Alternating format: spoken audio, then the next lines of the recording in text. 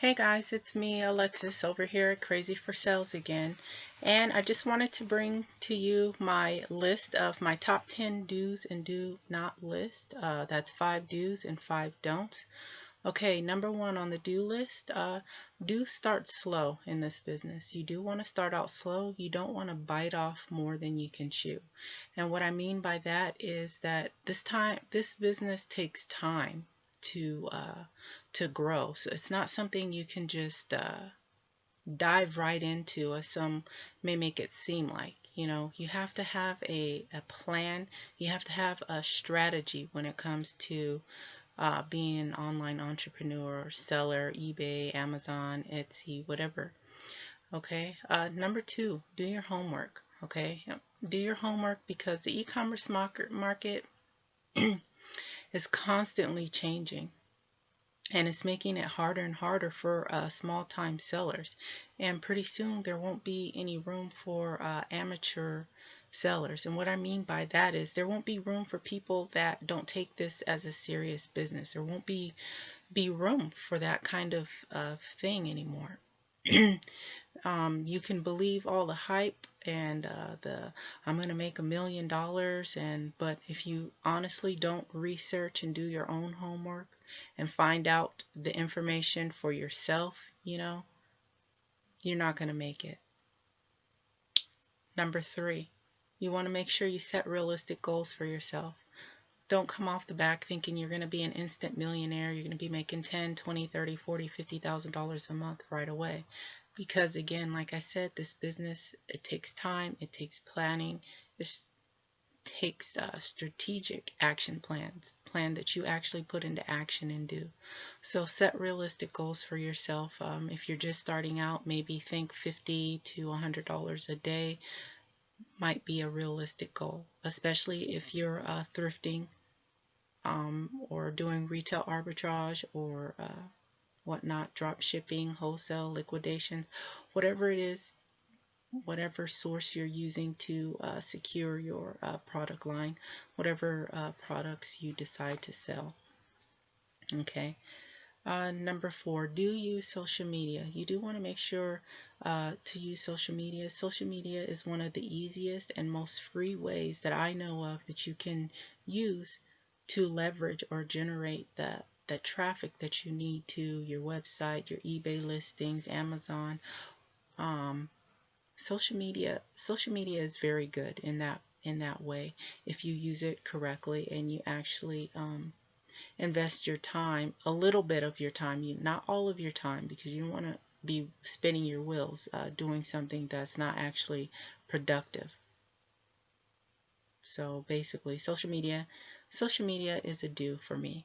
Number five, when you have a chance, you do want to build your own. Personally, I feel like you should have your own website, web store. There are many ways that you could go about doing it that won't even cost you any money. Maybe I can talk about that in another video. But you want to have a backup plan, and your backup plan could be your own business, your own online web store, just in case, let's say, gosh forbid, that eBay and Amazon close their doors, to sellers, and they only start taking the big box companies, like we're starting to see now, is that it's very easy to see where you can get squashed out in this business from maybe a big box seller, or again, maybe from someone that did more homework and research than you did. So keep that in mind. Okay, so let's move over to the do not do's. Okay, do not, when you're first starting out in this business, you do not want to start out in debt. You do not want to use credit cards or take out loans to purchase inventory, because your ultimate goal in this business is to get ahead. And there are many other ways to leverage that you can leverage, or avenues that you can take to get what you need to start in this business. If you are absolutely broke and you have not a penny in your pocket, there's a saying, where there's a way, There is a will, and you do not have to be a millionaire or be rich to start this business. And in another video, I will go over some of those things that you can do to quickly put a little bit of change in your pocket so maybe you can start in this business. Okay. Number 2, do not be lazy. This is not a lazy man's game. You won't get anywhere being lazy. You won't get anywhere not being productive. You won't get anywhere not being motivated. You have to be motivated. You have to be productive. And you definitely cannot be a lazy seller. A lazy seller is not going to get anywhere. A lazy seller is going to make $5, $10, $15, $20, maybe even $100 here and there. You know, if that's all you want, if you just want to do this for fun, then by all means do it. Do it your way, you know, however you want to do it. But if you actually really want to make this work, being lazy is not an option. This is a real job. It can be very time consuming. At times, parts of it can be tedious. Listing items is not a fun thing. Making money is fun. Definitely making money. Money is the best part. So you can't get any of those things if you're lazy.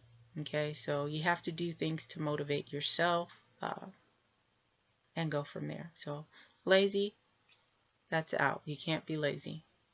Okay, number 3, do not make the mistake of just being a shopaholic and become a hoarder and have all of this stuff stacked up in your room or stacked up all throughout your house in your garage because you, going back to number 2, do not be lazy. You couldn't do anything. You didn't do anything except shop.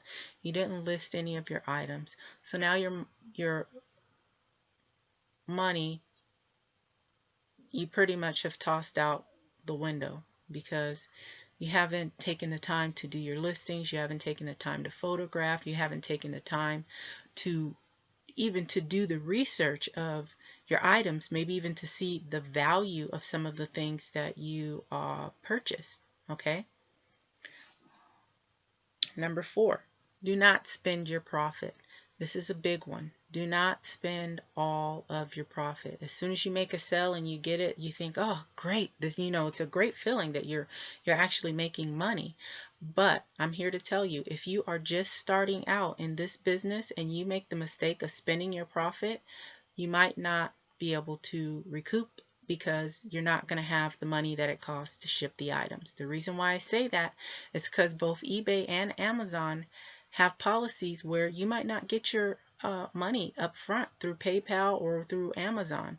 Okay, eBay, for example, until you get that first 10 reviews of a successful shipped products, or the top those first 25 actual sales transactions that went through, whichever you reach first, because there's a possibility that there's a lot of people, they don't always leave feedback.